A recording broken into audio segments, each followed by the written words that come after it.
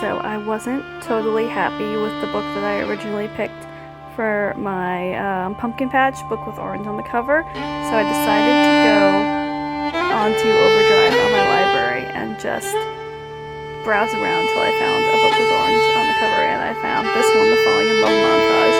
It's like a LGBTQ romance, and I think that this will be a very fun one, so I am going to get started reading this now.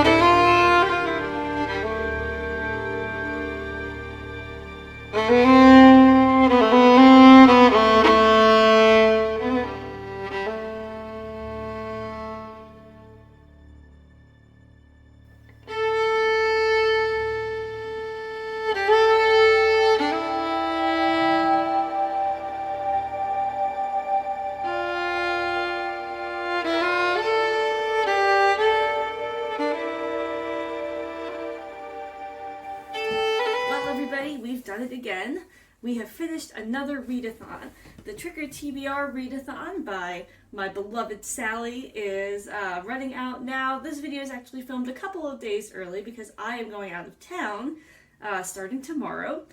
So I wanted to film the recap even though I'm not quite done with everything. And honestly, the theme of this readathon for me was I did almost everything, but not as much of it as I would have liked to have done. So it all kind of counts, but you know, at the same time, as much spooky, festive, fall stuff that happened, I wished I had had even more of it. It just, you know, sometimes that's just what happens.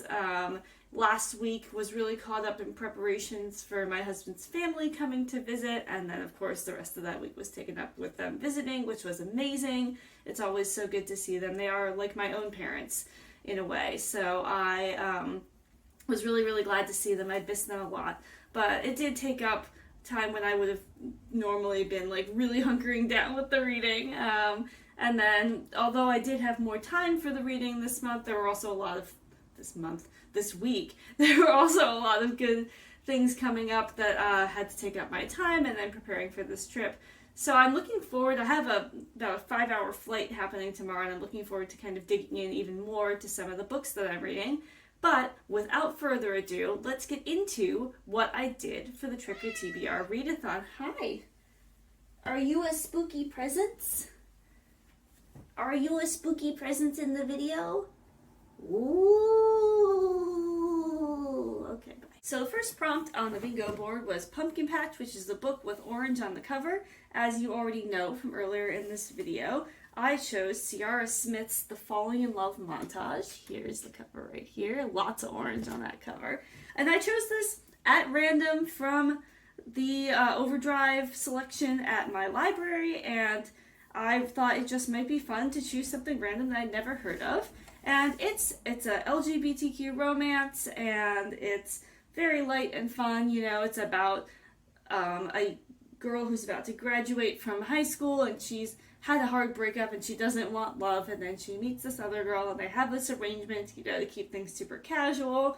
And I'm only on page 82, but I'm pretty sure that I know at least a semblance of what might happen in the end. Maybe it'll surprise me, I don't know, but I'm okay even if it doesn't. It's just a cute book. At first the dialogue was a little hard for me to get into. I felt like it was very much like, we're talking like the kids, but they got comfortable with it, and it seems like it's going to be a really fun book to read. So I'm on page 82 out of, I think, about 350 pages, so I've still got a ways to go on that one, and as you will soon find out, that's going to be a recurring theme that you hear about for the rest of the description of this readathon. The next prompt that I actually completed, I skipped over sweater weather, which is wear an outfit that matches the cover of one of your books. I actually kind of did do that today. I wore an outfit that was like a black and white, black and gray color scheme, like the cover of one of my books, but I didn't take a picture of it, and I wasn't super committed to it, so I skipped over that prompt. But the next one is Haunted House, and that's a book that's been haunting your shelves. And I was going to do a different book for this. I even said on the Discord which book I was going to do, but I ended up not finishing the book I was reading before that, which has actually been haunting my shelves for a long time. And it is Ramona Azabel's No One Is Here Except All of Us. And that is Sarah's, I think, pretty much all-time favorite book. And so it's been haunting me for a while, because when your twin sister has a favorite book, you want to say that you've read it. And so I borrowed it from her, and I started it, and I really, really love it. I think Sarah was a little concerned because I hadn't said much about it, but it's just, you have to like really bite into like every single word. And that's part of why I am on page 58 out of about 330 pages. So again, I've really just scratched the surface of this book, but it's so poetic and it's so evocative, and it's a little bit abstract, and so you kind of have to really pay attention to every word of it and really kind of get into the swing of it. So I end up reading it very slowly. I'm an extremely fast reader, and I'm reading this book very slowly. But like sometimes a chapter will just make me cry out of nowhere. That's been weird. And so I'm really loving reading it and getting into it. But it's going to take me a while, I think, to get through that one. I definitely don't want to hurry on it, you know? The next category that, again, I kind of did, but then kind of not as much as I wanted to, was called Sunday Scaries. And it's watch a cozy or creepy fall film. It's not a film. What I really wanted to do was watch the limited release TV show Haunting of Bly Manor. When it came out, I watched the first episode, and then I got distracted and stopped watching it. So I never finished it, and I was like, I'm going to finish it this time. It doesn't look like that's going to happen. So far, the only like cozy or creepy fall piece of media that I've consumed at all in the past 2 weeks is one episode of The Chilling Adventures of Sabrina, and I was still on the first season. It's another thing that I started whenever it was that it came out, and then I just never finished it.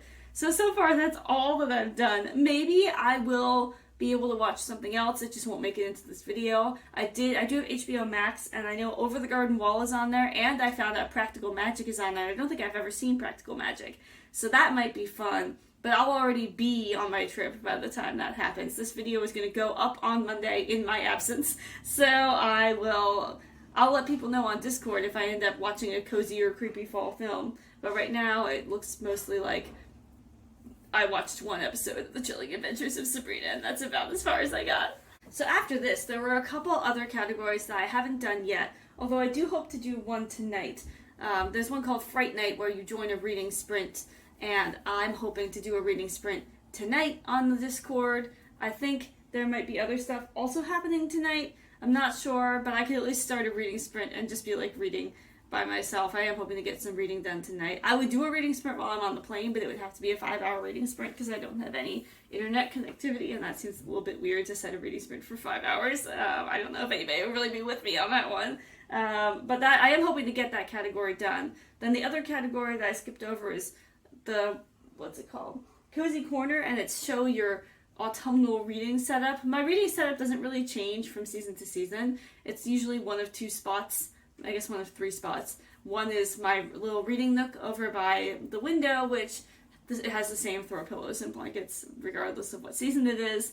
And then sometimes I'm on my couch, which again is the same no matter what season it is. And then sometimes I'm reading in the bathtub, which I also have no power to change. Sometimes it's dirtier and sometimes it's cleaner. That's the only way it changes. So I skipped over that one. And then I also got the Witching Hour prompt, which is read a book with a supernatural element. And for that one, I have started reading everybody's most talked up book, which is R.F. Kuang's Babel and Arcane History. Now, sometimes you might think to yourself, wow, there's an author out there who just created a book that's like everything I like in a book. And I had a feeling that I was going to like Babel, but I didn't know I was going to like it this much. It kind of recalls to me the nerdiness that I liked about reading Jonathan Strange and Mr. Norrell last year, but with less of the part where it's a little bit dense, and I don't want to say boring, but parts of it were slow. And this is not slow at all. This is heavily plotted, heavily fast-paced, and extremely intriguing.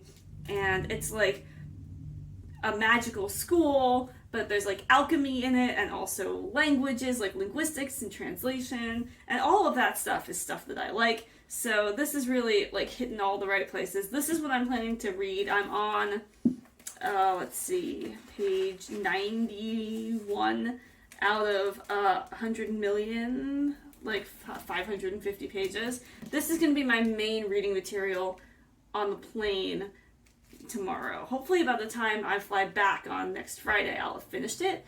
But if not, it'll be my reading for that too. I'm also planning to bring No One Is Here Except All of Us, and maybe another book.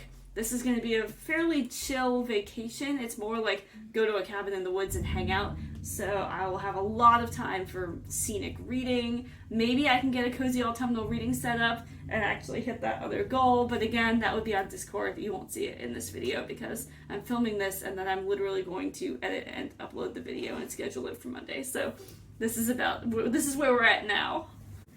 So then for the last two, I had the magic potion prompt, which I used to make what felt like an actual magic potion. I made some spiced cider, and I just simmered some cinnamon and cloves and nutmeg in some cider that I got from a local farm. I was also hoping to make like an actual baked good, but didn't get around to it. So again, as you know, that's the theme, is I did the prompt, but not as much as I wanted to. But I think that spiced cider is still well within the bounds of the prompt.